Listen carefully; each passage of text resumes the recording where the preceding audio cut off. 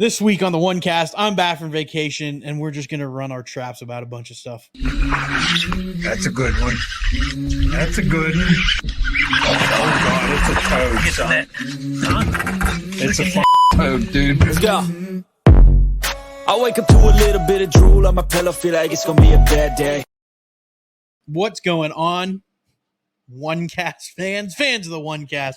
Welcome back for another week 33, 4, 6, 8, 10, 12, something like that. We've been doing this for more than half a year, and it's been a ton of fun, and we're going to keep doing it. So I'm laughing at Pete because he literally has episode 33 up there. I do, and I now I'm not sure that that's correct, but it could be correct. It could not. I don't know. We'll find out, I guess, whenever we actually upload it. But yeah, make sure you head over to OneCastFishing.com. Check out their full line of baits. You got the snagless jigs, long neck hooks, weedless nets, soft plastics to match or to fish on your traditional Texas rig hooks and stuff if that's what you want to do. But make sure you head over there and check them out. Use the code TheOneCast at checkout. Save yourself some money and support those that help support us. Make sure you check out the veteran organizations. I'll scroll across the bottom if you're watching the video. If you're not, they'll be linked in the description. We'll get back into talking about them some more in the coming weeks, but kind of taking a break from hammering y'all with a bunch of stuff right at the beginning. Hopefully we have some new partnerships coming. We get to announce here pretty soon. We're excited about that. So keep your eyes and ears and faces peeled for that.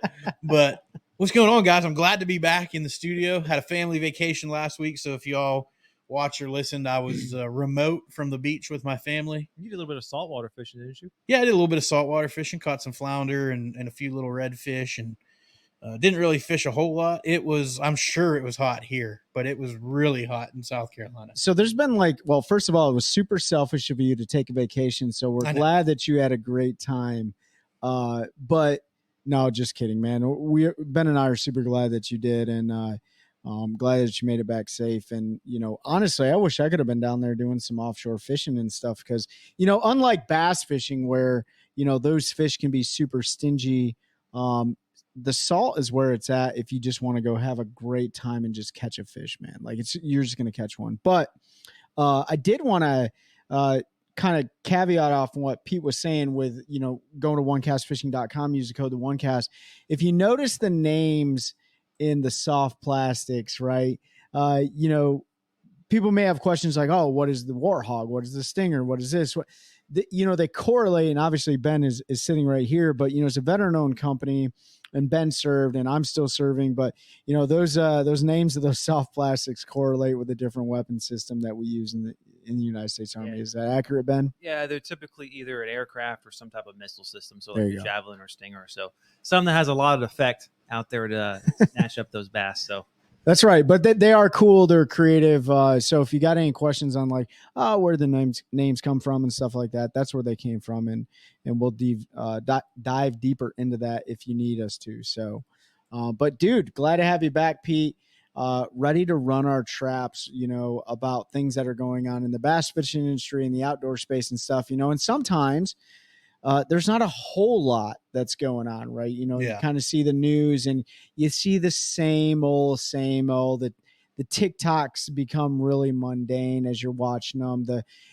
Everyone ramping up for a tournament, practice sucks. It was a grind, and everyone's pushing that stuff out there. And then the post-tournament recap, these are all the baits I caught them on and stuff like that. But you wanted to talk about, and I don't know if you guys want to jump into it right now. I think first I just want to say Joey Cifuentes winning another one in his rookie year. Yeah, that's something to talk about. I totally forgot about that.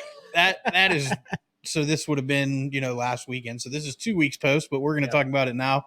One thing, I know everybody wants to hear the hot take and all that, right, when it happens.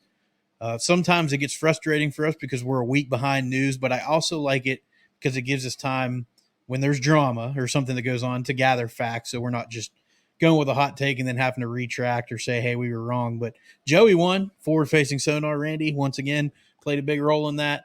The launch that they went out of there, I've fished out of that launch a lot. I mean, every year for 15 years, we went up there and fished for a week right out of Anchor Bay there. It's a cool launch. I've seen a lot of boats and trucks back completely underwater there. I saw a James Bond car one time there. We were there. What? We were taking the boat out, and somebody had one of those, like they were a boat and a car. So we're sitting there loading the boat, and all of a sudden this sports car comes down the ramp and just drives right into the water. And we're like, and then it's just bloop, bloop, and it just takes off across the water. I don't know why this made me think of this, because you said maybe James Bond, but I did go see Mission Impossible this past weekend. Definitely recommend it. Oh, Really? I forgot that new one. There's another one out? Well, it's Mission Impossible 7 Part 1, and it's a 3-hour movie Jeez. for Part 1. Is it still Tom Cruise? It's still Tom Cruise. It's got a lot of the original cast in there from like the first few. So I might have to check that. yeah, out. it's definitely a good one. But go back to what you talked But yeah, so Anchor Bay, where they put in Which lake were they on? Lake St. Clair. So that area, and a lot of the guys. It's a really small lake, I heard. It is a small lake. Yeah, only like 500 million acres. No, I mean, it's not quite that big, but compared to the other lakes in the area, it's Yeah. a small lake. I mean, you can run from Anchor Bay there, which is basically right in Detroit, if you want to say that, to Canada. You can see shore across it at all times if it's a clear day. So you can make that run in a bass boat in, an hour. So it's not a huge lake if you're talking like Erie and the other Great Lakes. It is a big lake, but that area where a lot of, I think 4 of the top 10 fish the whole time in Anchor Bay is where we concentrate when I fished up there. And so it was kind of cool to see them catching fish in spots that I did growing up as a kid. I still think it's probably the best lake fishery. I mean, they had It's incredible fishery, man. I forget which day it was. They had 40 20-pound bags. I think I was day 2 when Yeah, it was when he had a 25-pound bag. Who was that? Taku had 25 pounds. I think second Palmer, didn't he have like a 24-pound bag that day? And then All I know is like there was a lot of 20-pound plus bags. Yeah. And Mercer even set it up on stage. He was like, man, like this lake wasn't giving up. And it was interesting, like you said, Anchor Bay, majority of the field, that's where the big bags are being produced out of. except on Joey did not go there on the last day, if I remember correctly. No, I don't think so. No, he didn't. Yeah. And that's what there was 104 boats fishing the elites this year, so they were able to spread out a little bit. The river's in play. Not too many guys would have went into the river because that's mostly bass fishing in the river. You do catch some smallmouth in there, but not like on the lake. If somebody, I'll say that haven't spent a bunch of time up there. If the lake got rough, we'd go in there and catch largemouth and some pretty good ones. I mean, I've caught several 5+ out of Lake St. Clair, largemouth. But it's a smallmouth game. And when I was real little, my dad would just give me a spinning rod with a tube, and they would be fishing, and I would just drag that tube behind the boat. And I can't tell you how many days of 5, 10, 4-pounders you would have. Not even knowing what I was doing in a little John boat as a 6-year-old kid, So those guys went up there and it put out, man. It's if you're looking for a smallmouth fishery that's not super hard to break down, it's not a deep lake. I highly recommend taking a trip to St. Clair and checking it out. I think one of the cool things about those fisheries is, we talk about how advanced technology is getting and unaffordable, how unaffordable the technology is with forward facing sonars and 360s and boats in general and all that stuff. But the really cool thing, and you can do this on largemouth lakes too, but it's far easier in the north with smallies. You can go out there and be really simple and catch smallmouth, right? And when you look at the recap, and again, congratulations to Cifuentes, like second win of the year, leading rookie of the year points, just phenomenal statistics that the guy has. But putting all that stuff aside, everyone's like so hyper focused on technology and you got to have this. Man, you go and just throw a drop shot, because that's how they were catching them. Drop shots, Ned rigs, tubes, right? Maybe some jerk baits. It's very simple on the way to catch those fish. So with all the glamour and all the, shiny objects that the bass fishing world and the outdoor space has to offer right now, it still doesn't matter. Go up there, go to Lake St. Clair, just get in a little boat, whatever you have, go off or go on the shore, throw a drop shot, throw a tube, and you're going to catch a smallmouth, man. And that's a pretty cool thing. Have a unit with a halfway decent map and go to the red spots, and you'll catch them on St. Clair. It's definitely on one of my bucket lists, because I just want to go up there and catch a bunch of 3-pounders. Exactly. I mean, that's what most of the field would catch them with, 3.5-pounders. Yeah. That got you 50th or something. Yep. It might be a little more difficult to find those 4 and 5-pounders consistently, find the right schools. And that's what obviously the top 10 did and Joey did out there. But it'd be fun to go catch 100 fish, 50, 100 fish out there, all 2.5 to 3 pounds. It'd just be a blast. It was crazy to see guys catch 20 pounds 2 days in a row and not make the cut. I mean, it was ridiculous. Like, that just tells you how good it was fishing. And I like going up there like the first week of June, as long as they don't have a real long winter, just because those fish are usually pre-spawn that first week and they get shallower and in the weeds, and you can have an absolute slugfest burning a spinnerbait. And when those big 4-pound pre-spawn fish smoke a spinnerbait, it is a ton of fun. So that's when I like to go up. But St. Clair, if you're looking for a smallmouth lake that's not super hard to catch fish on and break down, not as much water, I definitely recommend St. Clair. Just don't stay in the hotel that Jordan Lee did, because you're not allowed to back your boat up. You gotta imagine, like, did you see that when the Bass Pro Tour was there? When Yeah. he had his boat back up. I think we talked about it. And that's why Poche couldn't fish this week, this last tournament, because he had already been there within the 28 days. Yeah. So, well, I mean, and you see him, not to jump on the Poche train, but you see him in the Angler of the Year points. Like, actually, he's above a lot of people, but he's not doing that great because he's missed he's like tournaments. He's like 98th in Angler of the Year. But this first year's free, right? This first year's free for him, so he's not really worried about a cut. But what I do want to say is, on the smallmouth fishery stuff, man, I just lost my train of thought. It's got to be extremely humbling for some of those really seasoned veterans that are on the elites, right? To have a rookie like Joey Cifuentes who is able to beat them at finding those different class of fish, right? Where he was able to put the pieces together with the 4 and 5 pounders, where they were just catching the 3.5, 3 and 3/4 pounders, right? So the sport of bass fishing, the competitive side of bass fishing, it is by far the most humbling sport that I've ever been a part of, right? It is, but the thing with the elites, though, like when you get to that level, if you look at Joey, like that dude's been fishing the Toyotas and the Opens for like 10 years. Like, he has experience on these bodies of water, so he understands how to break them down a little more. But yeah, I mean, if he's out there KVDs catching 3.5 pounders and a guy like Joey comes in and starts catching 5, it's definitely humbling. I mean, it just goes to show how well Joey's proven this wrong, but it's extremely hard to actually win a tournament on that level. Yeah, I mean, it is. KVD, he's got 20 some, but that's over like a 35-year career.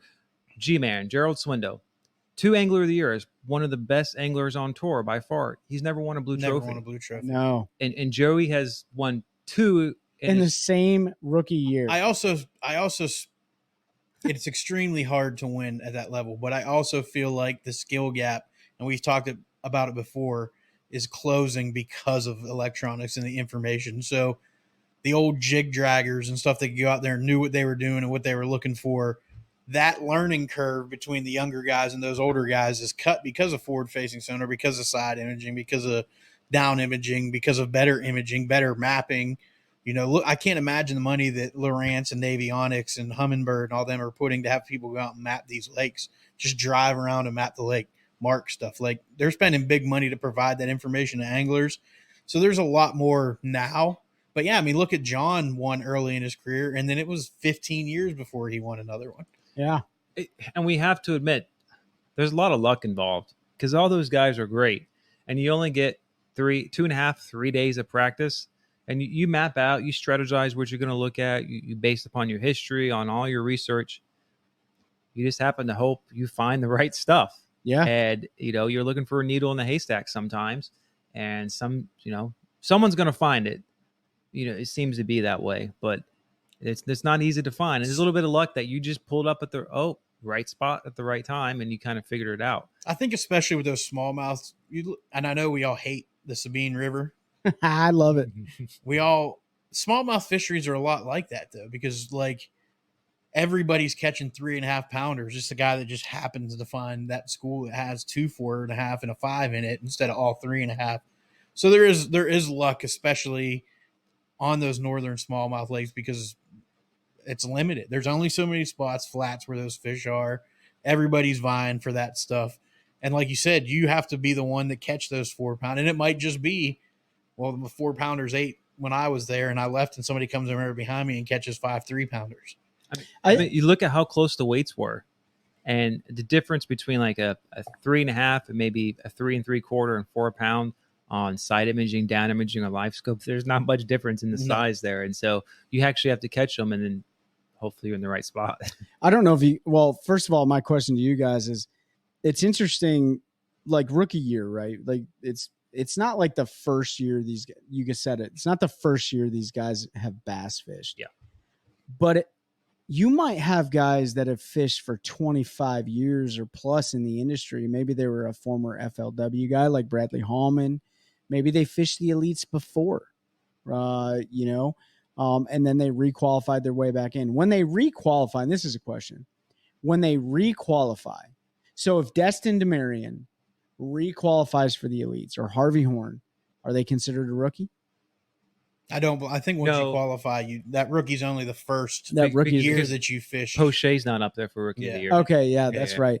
But I think rookie is very deceiving in itself, obviously, minus the fact that this is the first year you've ever done this in this organization. And that's a rookie. And especially as we move forward with the EQ series. Right. Because they are fishing all 9, because they are doing all the travel, because there is an official practice period. It is longer than the elites. Right. It's 5 days, but still, right, you can't go out there and camp for a month, 2 months anymore like you used to be able to do.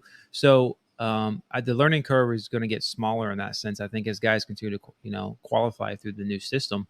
And again, this is the first year, but the guys who are going to come on are probably going to be hammers, and it's just going to get harder and harder.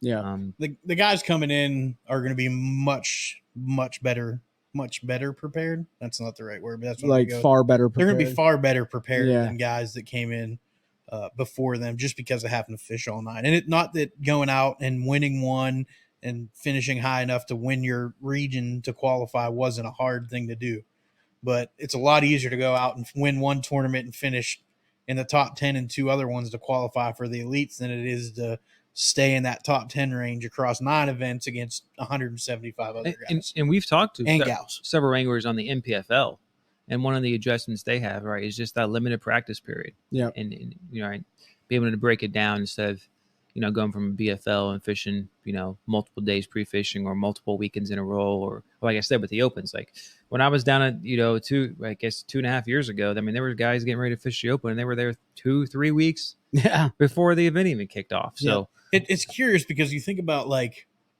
for us getting ready for a tournament we fish, we might only get to practice one day and we come up with a plan and we go in there. So you would think do you get so far removed from that to where once you're fishing professionally and you're chasing that dream where you're fishing more and more and more, like you lose that practice mentality and it takes time to get it back? It's interesting to think, because the more I think about it, like, I can go out and run around one day and have a plan and know, have a pretty good idea where some fish are. But then when you get to that level, it's like, oh, well, they have to adjust now to having 3 days. And it's like, well, all of us when we started had 0 or 1. You're also on a local lake. Like, I get that, but and it's also right. These are multiple day tournaments. I think that's the biggest adjustment. And you have to manage fish and be able to adjust to the conditions. And you really have to practice. Like, you may be on day 1 of practice based upon wind conditions, and that's what the wind's going to be probably on Championship Sunday. So you're practicing, hoping like you make the final cut. Yeah. I mean, you guys heard Trent talk about that, right? Like, he has his A hole, his B hole, C hole, and D hole. And I think that's, Ben, you talked about it with the EQs. It did upset a lot of people with the way that they changed it. But I think a lot of the growing pains, just fishing, getting to the elites and fishing that, it wasn't the fishing side of it. It was all the logistics and all the other stuff that goes into traveling nationally, and room and board and food preparation and practice time and all that stuff. Yeah, of course, managing fish over a 4-day period, if you even make it past day 2, is going to be a challenge. But when you look at it, like preparing for a 1-day tournament, there's no comparison with a 4-day tournament. No, absolutely. You got to fish for the future, whereas you got to fish, tomorrow's the future. But, you talked about a needle in the haystack, like finding that needle in the haystack. How do you find a needle in the haystack when you got 5 million boats on the water with you? Yeah, that can complicate things. Trey, that was a good transition there, because the other thing we want to talk about, and it has caused some waves recently on social media, is that the recent high school championship down at Lake Hartwell had 451 boats. And I saw a video before a blast off, and it looked like you could walk across just the lights. Yep. Going across the lake on all the boats that are out there. It was crazy how many boats were out there. So I like to hear you guys, take on that. Is how do you, right? Because there's pros and cons. You want people to fish, you want to grow the industry perhaps, but at the same time, there's some safety. There's competitive issues. There's a lot involved. So I like to hear you guys take on that. There's a difference between growing the industry and abusing a resource. I don't want to say abusing, but oversaturating a resource. And yes, we want people out fishing. I don't have a problem with having more people out fishing. Like, a lot of people get upset. I think it's good that there's more boats fishing. Does it get frustrating sometimes? Absolutely. When there's 9 guys trying to fish the same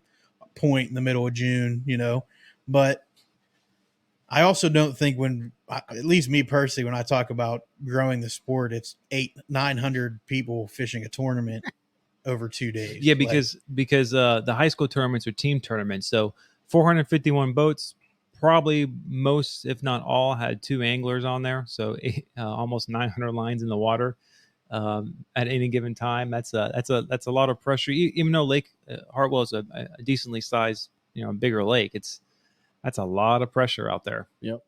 I don't want to come across as hypocritical, because it's very easy to say, well, you guys talk all the time about getting new people fishing, and now you're saying I want people to fish. I want them to get out and fish. But there has to be something has to be done when it comes to tournaments. And the organizations, and everybody knows I've been hypercritical of MLF and the way they run their organization. I'm going to be hypercritical of Bass. I'm going to be hypercritical of the NPFL. If we don't do something, if the organizations aren't going to do something about the lakes they're fishing, when they're fishing them, stacking tournaments back to back, fisheries are affected. Now, sure. Ben, we had this discussion a little bit off camera. I'm not saying they're affected in fish kill, because those organizations do a wonderful job of keeping fish alive. Local tournaments don't always do a wonderful job. The lower you go, the more fish die. It's the way it is. I don't want to hear my club never kills them. Your club kills fish. Like, it happens. It's what it is. It's part of the game. It happens at the elite level. Brandon Paulunick lost the tournament this year because of a dead fish. Like, it does happen.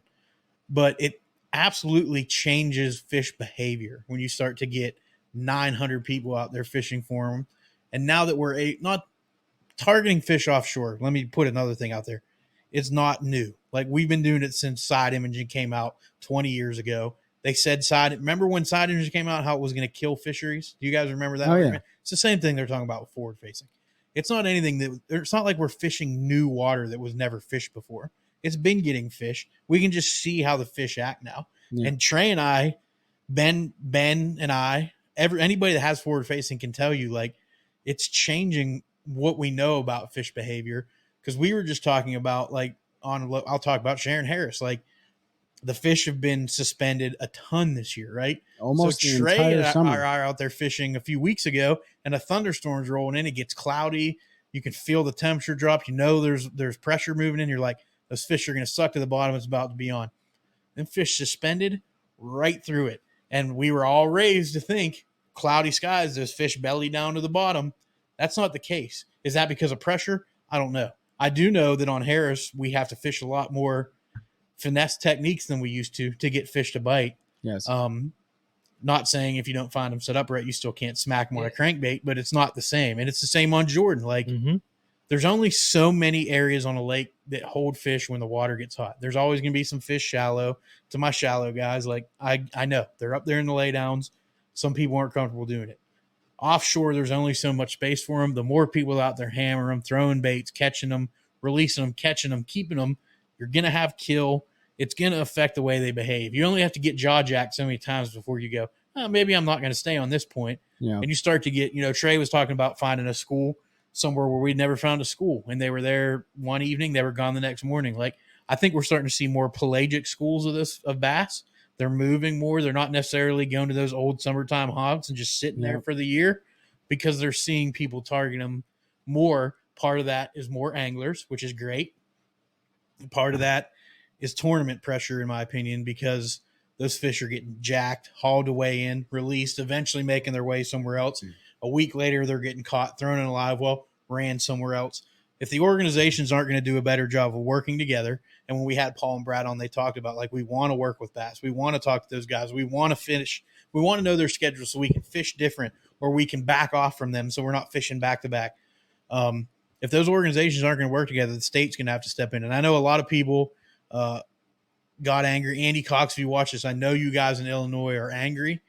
Like, and I understand why you're angry with the fees and stuff that they're charging for tournaments, but limiting the number of ramp permits and the number of tournaments that can be run is not necessarily a bad thing. Right. Somebody has got to do something, because eventually tournament pressure is going to start killing more fish, and it's going to affect the fishery through the death of fish and not being able to resupply through the spawn. You think about it. If you have, this is pure hypothetical, we're going to get Corey back on to talk about it. But if you have, I'll use Jordan Lake. If you have a 100-boat tournament every weekend through the summer, say that's 12 tournaments, and everybody weighs 5 fish, that's 500 fish. And if 50% of those die, that's 250 fish dead every weekend, right? Eventually, that's going to catch up. You have one bad spawn year, that's going to be really evident, right? Or Because a high now water. you have a high water where we've had spawns be weird. We don't know how good the spawns would be. Like, eventually, those numbers are going to catch up, right?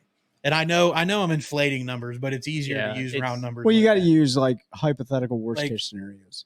Yeah. If the state or somebody doesn't stop in, the tournament organizations aren't gonna police themselves, in my opinion. Well, because there's too much money in it. Absolutely, Right. Especially the big, So- even local trail organizations. There's big money in some of those with sponsors and things. So it looks like we've got a couple of issues here with, tournaments at large, and right. That's just the most egregious example recently, but obviously the Opens and the MLF. Yeah, Opens are what, 250 boats? We were just talking about. Yeah. It's 250. I think Toyota's 250. BFLs aren't capped, but usually you don't see more than 200 boats in a BFL. But so we got a couple of different issues here. We've obviously got the issue of the conservation aspect, and I think the states need to do a better job of managing, or really taking the data to determine what the impact is. Because, like, your rationale, if fish get tired of getting jaw jacked, they're going to move, and now less anglers are going to find them, over time, and right, it can balance out potentially in the future. Potentially, but if they survive. The other issue, though, is it's kind of a competitive thing for me. So 451 boats out there is a lot, and this is where I'm critical on bass. Right, they all qualified through the qualification series, right, for bass. So you have to do something at your local. We looked at it; it was hard to find exacts. We'll reach out to Kieran and see, but you have to qualify through the Opens and through your local division. And it should really be capped probably at a state, how many people from a state should go, and you should have a tier and manage that through. Because I think about it, as a competitor out there, and one of two things can happen, right? On a field that big, right? Maybe the best angler that's actually out there, theoretically the best angler out there, he's the high school prodigy, right? He found that secret juice that no one knows about anyone, right? And that team wins. Awesome. But at the other side, there's hammers. I guarantee you there were hammers out there that are really good, who dominate in their local areas, maybe in their state. They went out and practice, and every time they wanted to pull up on a spot, there's 7 other boats there. Right. And it becomes a competitive thing. How do you kind of weed out who's the best when there's just so many people out there and there's only so much water to go to? We just talked about it earlier, how do you manage fish over a 2-day tournament if there's how do you manage people, right? So with no cuts. Let me bring fishes both days, by the way. Let me bring a different perspective into it. So as an organization, you have a responsibility for accountability. So just being accountable for soldiers in the Army is hard enough. And then you're talking about being accountable for 900 people, potentially. So there's that. That, to me, is a logistical nightmare. If there's an accident on the water, if there's something going on, like, it is really challenging for a tournament director or those who are part of the organization to police that up and to manage that. So that's an issue. Not to mention there's boat captains on each one of those boats. So let's go ahead and times times those numbers, right? Well, they're not fishing though. So. They're not fishing, but there's 3 people for 451 boats. So whatever the math is on that. 1350. So 1,350 people, right? Do the math, Pete. So you have 1,350 people on the water. That was pretty darn good, Ben. It's actually 1353. It was but- 1350 if you just go 450. So I didn't go 450. So from a logistical standpoint, from a safety and accountability standpoint, we've seen accidents on the water, right? You know, unprepared fishermen. Yeah, of course they got their stuff that they got to go through when they're in these tournaments. But let's be honest, like nobody tests the boat captains and nobody tests the anglers on their how efficient they are on the water. So a safety standpoint, right? 481. That's crazy. 51. That's crazy. 2, when we talk about growing the sport, everyone wants to grow the sport, but then they get really irritated when other people are on their spots when they're on the water because we're growing the sport and more people are interested, so they want to be on the water. So it's really annoying from the tournament angler perspective when people are sitting on your juice hole. But what else grows the industry is the ability to catch fish. So I think in the future, because of how educated these fish are, because of potential mortality issues, because of all these things, what gets a child interested in fishing? Catching fish. Catching fish. So we may not see this in the next 5, 10, 20 years. This could be a larger or a far further down the road, right? But if fish are so educated or potentially underpopulated or a culmination of all the above, and people just aren't catching them anymore, we might actually be doing more harm to the industry than good because people are going to lose interest in it. You know, when you look back in the 90s and we start looking at salmon fishing in northern Michigan and Wisconsin, you used to be able to have 5 a day and you used to be able to snag them. Why? Because if fish are going up to the last point that they can reach, they spawn and they die. They got like a 5-year lifespan. They come from the Great Lakes and move into the rivers. Then Fish and Wildlife changed it, or DNR up there, and they changed it to a 3 fish limit to where now you got to catch them in the mouth. Well, anglers were really upset about that. Why are you changing my creel limit? Why does it matter if I snag a fish because they're dying? All the above. They didn't think about what was happening under the water, where there was 100-pound monofilament at the time back in the day, giant treble hooks with lead weights, all that stuff getting broke off, contaminating the river system, right? Where they'd have to send divers in there annually to clean that stuff out, costing the state money. You know, I'm not saying this is happening to all of our lakes, but there's a significant amount of debris that's getting broke off into our lakes. There's a lot of lead going in our lakes. I know it's not super toxic. You want to know a way to prevent that? Tungsten. Buy snagless jigs. Snagless jigs, you Right. break off less often. Yeah. But like, it's not just, and we had Corey in here, right? And we definitely need to bring him back, but it's not just one thing, man. So like when you look at a tournament, and I know Pete was very, interested in bringing this topic up, 1,353 people on a body of water on one day of the year. 2 days. 2 days of the year. Dude, that is significant, right? And so, and that's not only that tournament, but Monday, Tuesday, Wednesday, Thursday nighters, every single weekend, Saturdays and Sundays, right? Like we have blown up tournament fishing, but we always equate that into, well, because we've blown up tournament fishing, we're growing the sport. But is that always a good thing? But it's not, as like we've talked about it, 50 million anglers and less than 1% are the tournament bass anglers. Like we're as a tournament angler, we get selfish. Like, and I'll admit it myself. Like we can be very selfish. I want people on the water. I want new people. But you don't want them on there when you're there. there. I don't want them sitting on my spot when I got a tournament going on and I got a juice hole and right. Pappy's out there in his John boat, jaw jacking crappie off my bass hole. Like I don't want it. You're right. When I'm tournament fishing, I love to see it on a regular Saturday if I'm just out having fun. Look at that guy with his grandkid. But like we get selfish, and I'll admit, all 3 of us. I do it all the time. We get selfish, like totally become contradictory to what we 100%. preach when we're out there fishing a tournament. But as tournament anglers, we're the most visible. We are. And how we treat a resource and how we manage that resource, our 1% is speaking for the entire 50 million It is. angler base, and that's, I don't know, that number is probably higher No. now, but the last number we got was 50 million. Like that 1% is what we see. They see it on TV, they see it on social media, they see it on the news when something stupid happens, like they shove lead weights in fish. And When eagles die and they attribute it to lead fishing weights, they see it on the news. Like, even though that's not a great example, but that's all. It's always, it's the tournament fishermen. They're blowing down the lake at 100 miles an hour. They're doing this. They're doing that. They're killing all these fish because we see fish kill after the Thursday nighter in 110-degree weather when the water is 90 degrees. And look, like us as bass anglers, because it's such a big industry, it's such a big sport. There is so much money involved, right, to win. Right, it's very competitive that we probably put the most pressure on these fisheries. Tournament anglers by far put the most pressure on the bass fisheries. 100%. Right. For sure. I mean, that's just a fact, right? But the bass fisheries aren't just bass fisheries. No, I know, right? And I know there's crappie tournaments, walleye tournaments, catfish tournaments, and all, but it's not to the scales, as bass fishing. Right, because it's a sport fish. Well, it depends on where you are. I mean, like so, and it's a lot of people be like, well, you're just on there for that one day. No, you're not. Competitive bass anglers are on the water Monday through Sunday, and they are out there trying to figure it out for their one-day tournament, and they're beating that lake to death.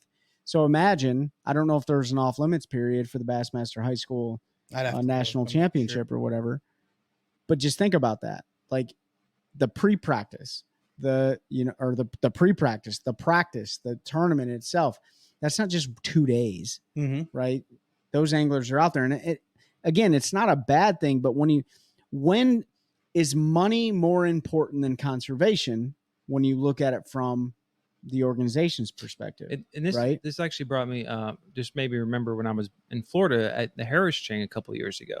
It was the Bassmaster High School Open event down there.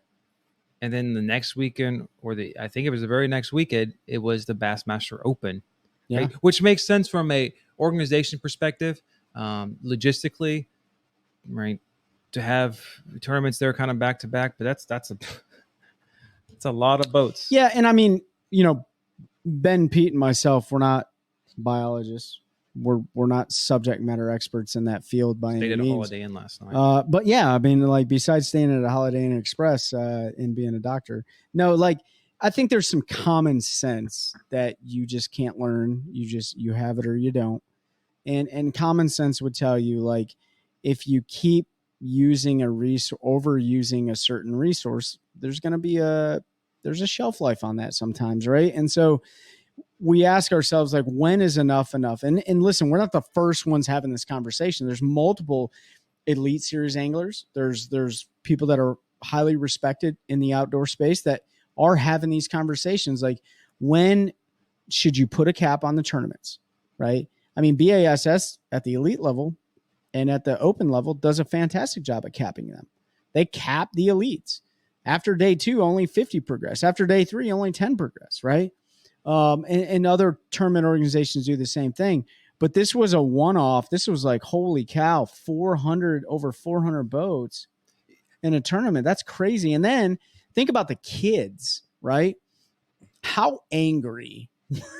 How could you imagine? We'll have to talk to Kieran and Daryl and stuff, but how frustrating was that? You think that was for those kids who want to grow up in this industry? Imagine being boat 451. Oh my By goodness. the time they blast off the other 450 boats, it's dang 10 o'clock. Yeah. You've missed the entire morning bite. Yeah. Like that. Thank goodness there probably wasn't a shad spawn. Those 450 boats aren't blasting off in 30 minutes. Hopefully they're number one on day 2. They do flip it. Yeah. I was at Lake Watery one year, and they had a high school event down there. And I think I saw 4 of the high school boaters out there. Well, the boats where they had their captain. I saw at least 4 of the kids who were in the back of the boat. I think they were laying down. They weren't even fishing. Yeah. I mean, it was a tough fishing day. Yeah. Bluebird skies, high pressure, all that type of stuff. But I mean, they weren't. A lot of those guys were not having a great time out there. And right, I mean, we go out there and right, we're having a difficult time in the tournament. Right, we don't enjoy that necessarily. We like being on the water. We like being out there doing what we love. But in the moment when you're trying to do the best you can and it's not happening for you, obviously you're not happy about it because you want to perform better. But that makes it very difficult. The positive side is maybe this is a problem because the explosion in the interest in high school bass fishing was so great. It's continuing to grow. Right. And maybe this is a call to action or a reckoning. It's like they need to restructure how they qualify. Yeah. Because if it was up to me, I would take a certain number from each state, and then maybe have so the top 2 or 3 from each state can go. Maybe there's a regional open, so like the people who qualified in the state from like 3 through 20, if they all go to a regional event, and then there's some kind of open slots there, right? So you can maybe 150, 200 boat field. There's ways you can play the numbers and probably do regions and by state and make it so when you actually get there, it makes it more fun for the anglers. It makes it, in a sense, more competitive because you have more space in the water, more area to operate in. You can actually strategize and maybe stick to your plan a little bit more. Yeah, it's just interesting that, and again, I'll be hypercritical of bass on this one too. The championship, right? Yeah. Just like the classic where only 50 can fish, plus or minus, right? The other ones. If everyone can, it almost seems like everyone did it for high school BASS. If everyone can do it, then you're not special. You know what I'm saying? So like, it's one of those things like if everyone can do it, then it's really not that special. Yeah. And that's just something to think about. And again, Ben, like maybe a call to action, like this is something to think about for the future. It takes away opportunity for kids too. I mean, that's scholarship money that they win at this level, right? Like, yeah, it's true. I think it's 20. The winner's got 20. Is it 2,500 or 25? It's got to be 2,500. I can't imagine it's 25,000. But I mean, that's scholarship dollars that 451 kids or boats, teams. It's just crazy. If it's only 2,500, they need to up that. I don't know what it is. Especially with 400. There's a 2.5. It might be 25,000. I'd have to go back and look, but that would be a great scholarship. But yeah, I mean, it's just you're out there competing for scholarship money to go to college and do continue your career in what you love to do. And there's 100 boats. Yeah. On every single point you pull up on. Yeah. And I think that, tying it back into, when we talked to Brad and Paul from the MPFL, they got a really good business model, right? Not everyone can do it, right? Bass fishing competitively at certain levels is not for everyone. That's why there's qualifying events and stuff. Being in the Army is not for everyone, right? And that goes for everything in life. But in order to be effective and call yourself like a certain level to be special, that means that not everyone can do it. Yeah. And so no matter how much of an advantage you think you have a forward facing sonar or a 250 horsepower engine or all these gizmos and gadgets, if you have one gajillion boats on the freaking lake, you can't even get to a spot. It don't even make a difference. It does not make a difference, right? It doesn't. And when you take the enjoyment out of it, because we already know like tournaments are stressful as it is, and a lot of times it's not even that fun. But when you make it impossible to enjoy it, well, then you're actually not growing the sport. You're actually hurting it, in my opinion. Yeah, because how many of those 451 kids are going to say, I don't know. I'm not sure I want to do this. I want to do this anymore. Or I'm sorry, 902 kids. Yeah. I mean, are going to be like, this isn't really for me. Like, yeah. Why would I want to go out and do that and get frustrated, and your captain's frustrated, and it doesn't create a great learning environment, which honestly should be part of what junior bass is. Like, it's about learning tournament fishing and all of that. And, it's the same like peewee football through high school. Like, you're learning the game of football. You start to master that in college, and a small percentage of that in college moves on to the pros. Yeah. Where you could be considered a master. You're still learning. You still have coaches teaching you stuff. Things are still changing, but like at that level, it should be about having fun and learning. And if it were me at that age, like, I don't know, as much as I love fishing, if I went out there and had to deal with that, I don't know if I'd want to do it the next year. Honestly, like, do I really want to go out and deal with this headache? And I can't even imagine what it was like to back your boat into the ramp. Good. Not Better get there early. the son. line to get there, like they better have porta potties lined up along the road because I would probably have to Travis Cobra sent me a picture. They launched.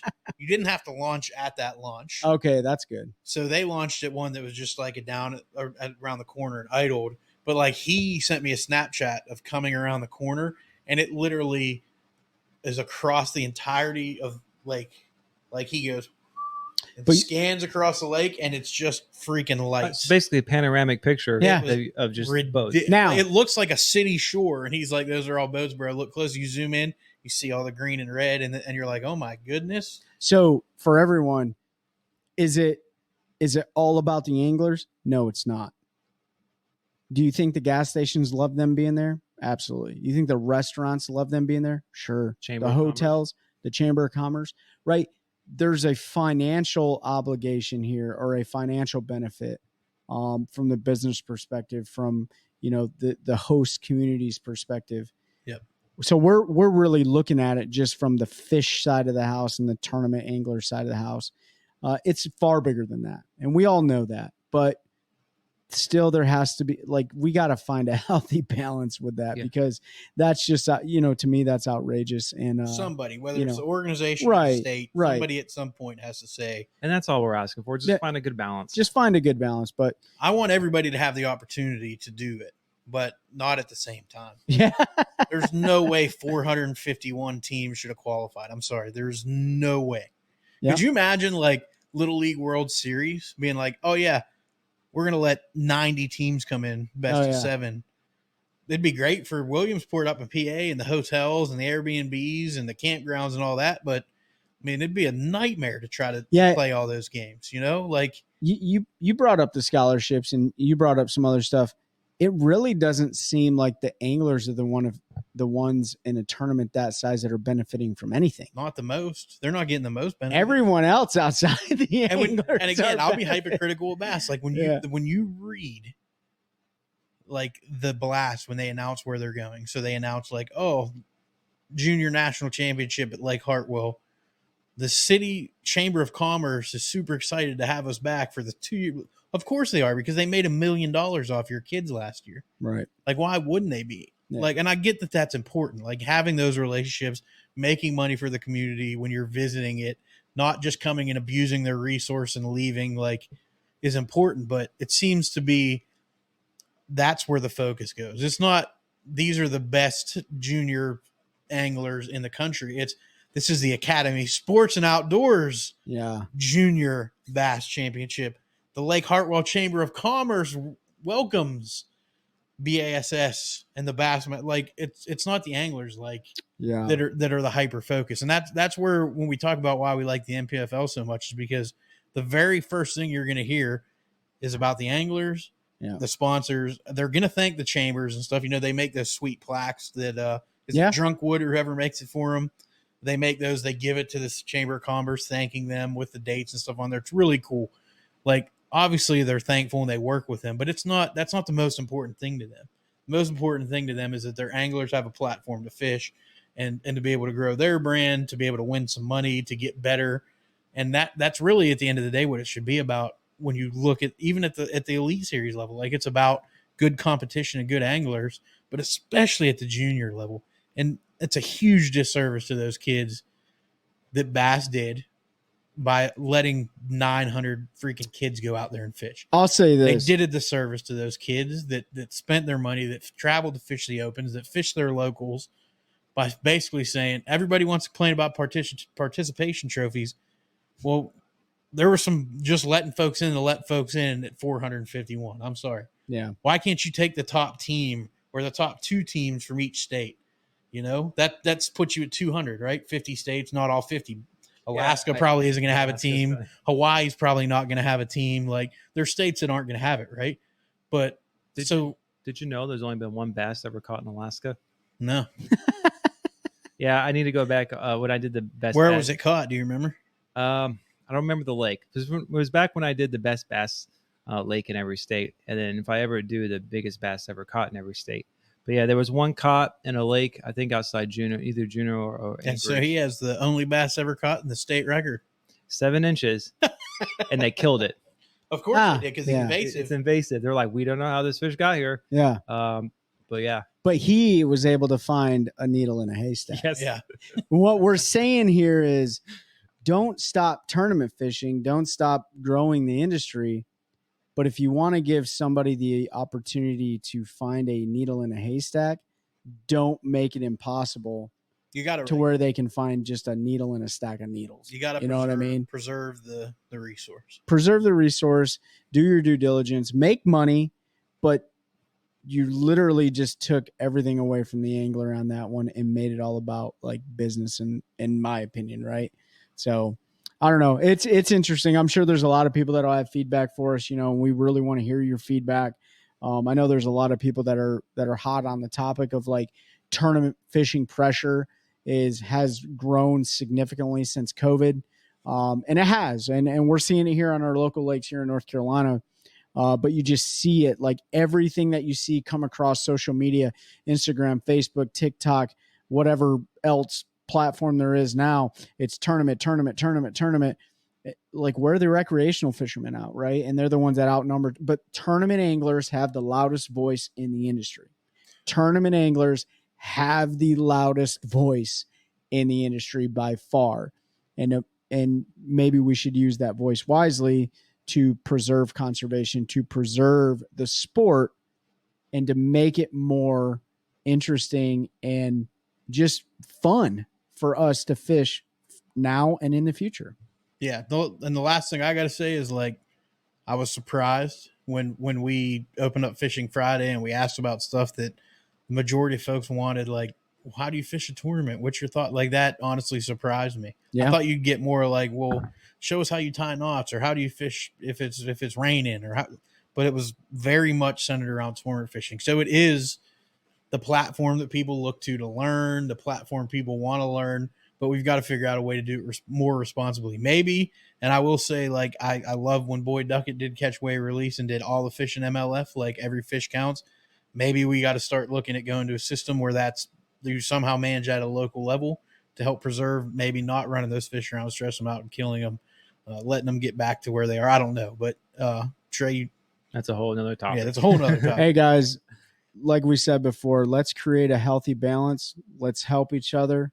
Let's cultivate an environment of anglers helping anglers, one cast at a time. That's a good one. That's a good one. Oh God, it's a toad, son. It's a toad, dude. Let's go. I wake up to a little bit of drool on my pillow, feel like it's gonna be a bad day.